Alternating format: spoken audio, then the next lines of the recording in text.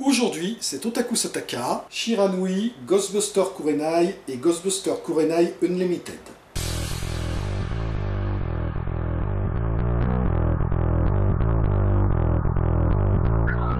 Minasan konnichiwa perfectigium des. Aujourd'hui, la plupart des productions indépendantes mettant en scène des héroïnes plus ou moins super est majoritairement assurée par deux labels, Zen Pictures et Big Peach Entertainment, à qui on doit la franchise Mighty Lady. On pourrait également ajouter Center Island, qui est surtout actif via sa chaîne YouTube. Et pourtant, au début des années 2000, il y avait beaucoup plus de studios qui produisaient ce genre de films. Parmi ceux-ci figure Shiranui Project, dont nous allons étudier aujourd'hui les 3 premières productions, dont la toute première qui donne son nom à la firme, Shiranui. Ikuzo! Dès le début du film, nous faisons donc connaissance avec le personnage titre, Shiranui, une épéiste toute de cuir vêtue, dont le nom est celui d'un yokai équivalent à notre feu follet, et qui est incarné par Eiko Tahara. Et nous la voyons affronter une écolière jouée par Nami Hanada. Non mais déjà dans Mighty Lady Saver, ces deux-là pouvaient pas s'empêcher de se chamailler. L'écolière tente bien un moment de lui piquer son épée, mais pas de bol, il y a un antivol. Et sinon, tu sais, Shiranui, ce serait beaucoup plus efficace si tu sortais l'épée de son fourreau. Ah oui, c'est vrai, je dis toujours ça. Voilà, tu vois que c'est quand même beaucoup plus facile comme ça. Balèze, elle coupe même le titre. On enchaîne sur la journaliste Miyabi, jouée par Kazuko Muguruma, alias Mugu, que nous avons beaucoup croisé dans les productions de Big Peach Entertainment, qui se rend sur une île pour un reportage, et qui n'est pas très rassurée quand elle réalise que les touristes sont beaucoup plus intéressés par elle que par le paysage. Elle est heureusement sauvée par l'arrivée de 2 femmes, dont une qui ressemble étrangement à Shiranui, normal, c'est la même actrice, laquelle affronte les touristes, parmi lesquels on retrouve Nami Hanada, mais il faut vraiment pas cligner des yeux pour la remarquer, tandis que sa partenaire, jouée par Kisaki Tokumori, que nous avons souvent croisé dans les premières productions Zen Pictures, emmène Miyabi en lieu sûr. Enfin, en lieu sûr, façon de parler. Parce qu'elles se font aussitôt attaquer par la sorcière vampire Basara, encore jouée par Nami Hanada, mais elle est partout ma parole. Duo positif, je déteste ce groupe.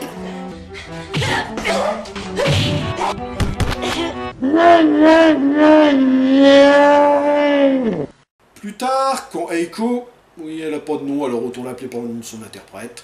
Plus tard donc, quand Eiko arrive, Basara... La porte était juste à côté. Tout pour se faire remarquer, celle-là. Eiko se retrouve donc obligé d'affronter Miyabi, qui a été hypnotisé par Basara, avant d'être rejointe par Kisaki... Ah ciel, je suis baffé. Qui se fait engueuler pour son retard. Oh bah puisque c'est comme ça, je boude, na. Aïe, c'était pas dans le script ça. Si, c'est juste toi qui as tourné 2 pages en même temps.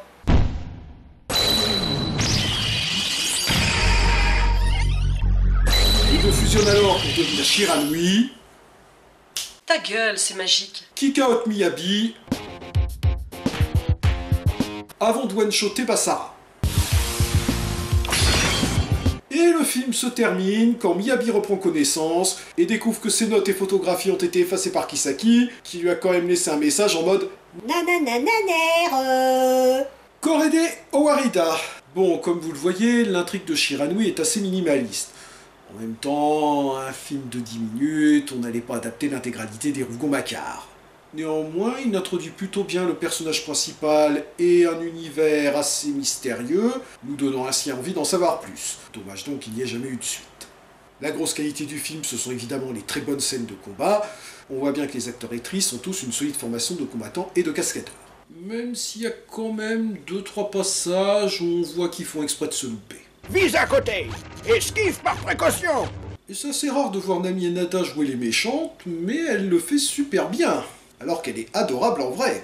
Passons à présent à leur deuxième production, Ghostbusters Kurenai. Ikuzo!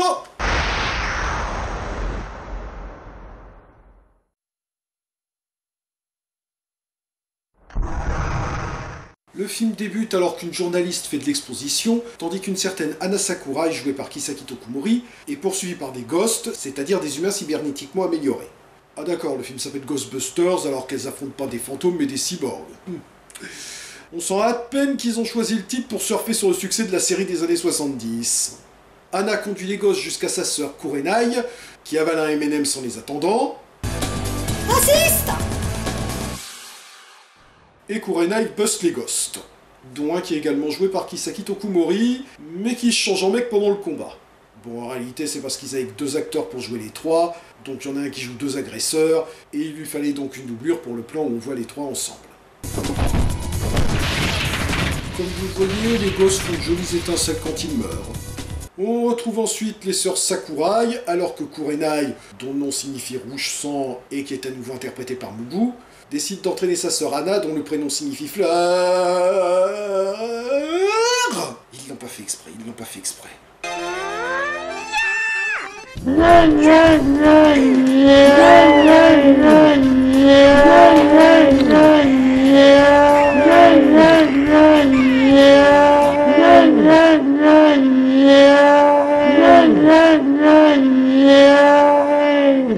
Et comme vous le voyez, elle va être très longue à former.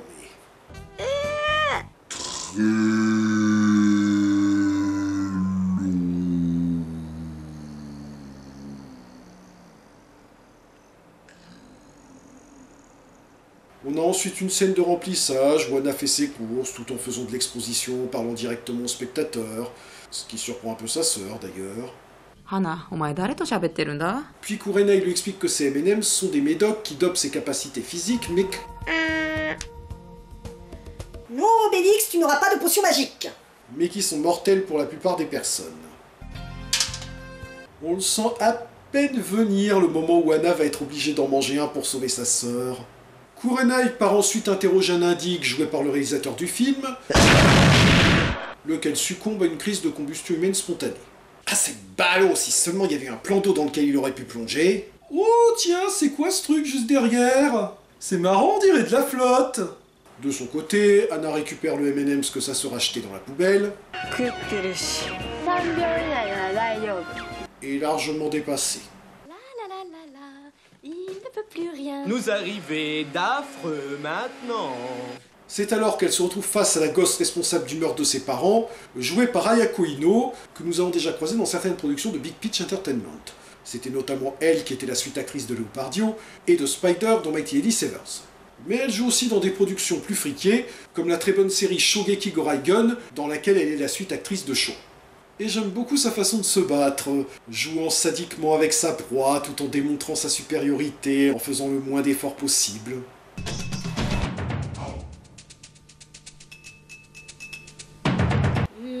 Au positif, mon groupe préféré. Kurenai arrive à la rescousse, mais ne fait pas vraiment mieux. Et Anna est donc obligée d'avaler le M&M's de Tchekhov, et meurt. Ah non, fausse alerte, elle a survécu et est désormais en mesure de botter les fesses d'Ayako.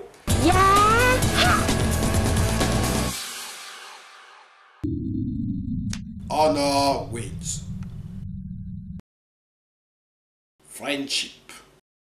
Et le film se termine en rejouant la scène d'intro, mais en inversant cette fois les rôles, puisque c'est désormais Kurenai qui sert d'appât pour attirer les ghosts à sa sœur Anna, prouvant qu'elle considère désormais sa sœur comme son égale. Korede Owarida. Ce deuxième film bénéficiait d'une plus grande longueur, environ une demi-heure, qui permet donc d'avoir une intrigue plus élaborée et des personnages plus développés. Bon, l'intrigue reste assez téléphonée et il y a énormément d'expositions. Avec un petit budget, on est souvent obligé de faire l'impasse sur la règle du show-don't tell. Les scènes d'action sont ici aussi excellentes, et le personnage de Anna, sympathiquement nunuche et faux-folle, est savoureux et vole carrément la vedette à Kurenai, qui est pourtant censée être l'héroïne du film. Contrairement à Shiranui, Ghostbusters Kurenai a connu une suite 2 ans plus tard, intitulée Ghostbusters Kurenai Unlimited. Voyons donc ce que cela donne. Ikuzo!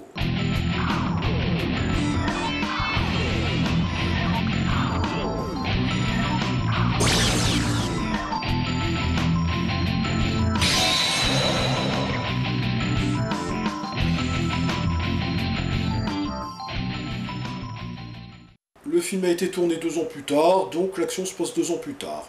Logique. Le film s'ouvre sur une Ghostbusters anonyme. Son identité n'a d'ailleurs pas d'importance puisqu'elle n'est là que pour se faire oxyre par le méchant principal, un ghost aux yeux bleus et perruque blonde. Nous retrouvons ensuite Kurenai, qui, maintenant que sa sœur Anna est partie voler de ses propres ailes, fait désormais équipe avec une certaine Aiko. Alors qu'elle poursuit un ghost, elle se retrouve face à la policière Asagi, Policière qui, à mon avis, fait partie d'une famille de triplés, parce que je ne vois pas d'autre explication au fait que la même actrice, Eiko Tahara, qui jouait déjà Shiranui, incarne également une journaliste et une amie d'Anna dans le film précédent. Ça où elle était jalouse de Nami Hanada qui avait 3 rôles dans Shiranui, c'est possible aussi. Asagi lui explique, gentiment, que certains gosses sont du ressort de la police. Oui, c'est la police faire son travail. Mais calmez-vous, Kara. C'est très calme. Ce que Kurenai prend comme une déclaration de guerre.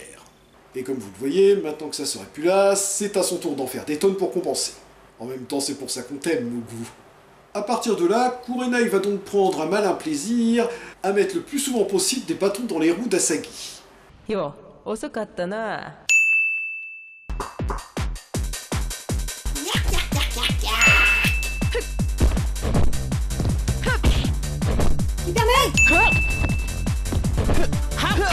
Yes, mais je te laisse. Leurs assistants respectifs sont consternation. Et les invitent à se réconcilier lors d'une soirée arrosée. Tu t'es vu quand t'as bu? Mais qu'est-ce que je fous là, moi? Bon, elle progresse, mais c'est pas encore ça. Hélas, le lendemain, Aiko est retrouvée morte. Encore une morte qui fait son intéressante. Ce qui incite Asagi et Kurenai à faire équipe pour traquer ces meurtriers. Ah bah peut-être qu'Aiko aurait dû commencer par là finalement. Elles partent donc affronter le Ghost blond et ses sbires, sont rejointes par l'assistant d'Asagi, qui se révèle être un traître. On suit alors en parallèle le combat opposant Asagi au traître et Kurenai au Ghost blond, mais alors que Kurenai se trouve à sa merci, ce dernier ne peut pas s'empêcher de lui faire un speech d'exposition. まさかクローンの提供隊に現役の刑事がいるとはな。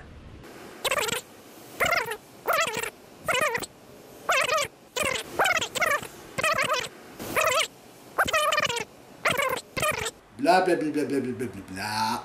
Oh, tu m'écoutes?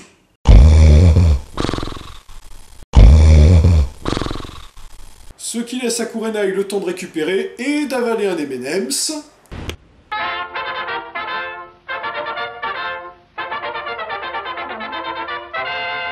Oh putain, je suis mal là.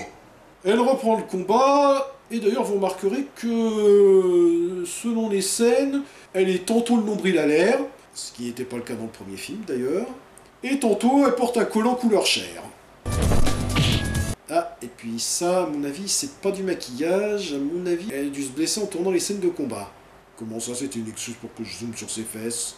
Finalement, les deux paires de belligérants se rejoignent, Kurenai et Asagi échangent leurs partenaires avant de les achever en même temps.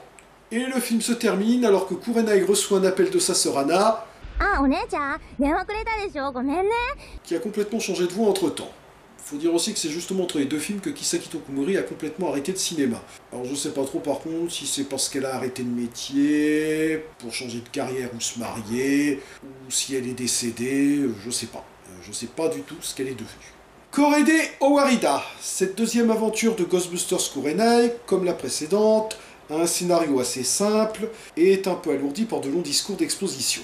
Comme les deux précédents films, il comporte de très bonnes scènes d'action, et bénéficie d'un duo très fun entre une Kurenai un peu plus déjantée que dans le précédent, et Asagi interprété par la charismatique Eiko Tahara.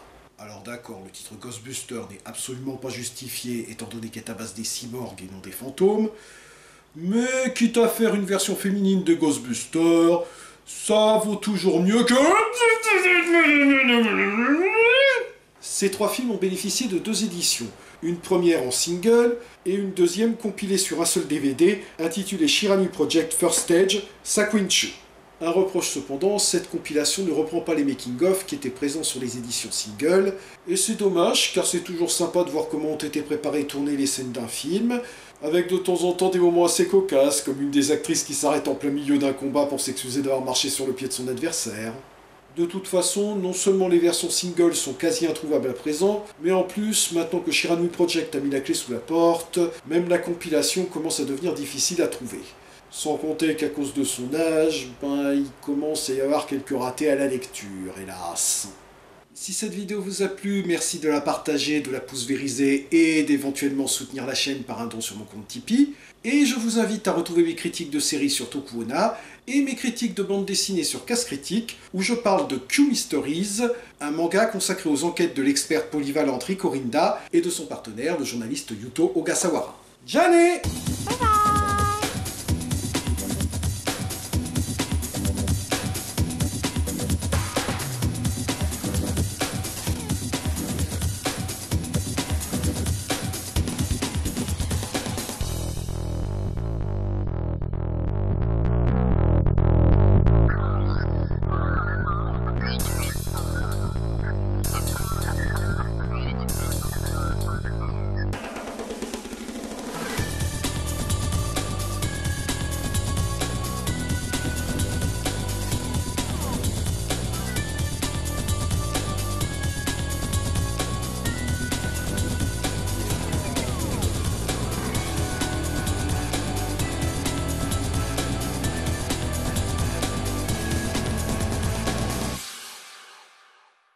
Passons à présent à leur deuxième film, Ghostbusters Kurenai.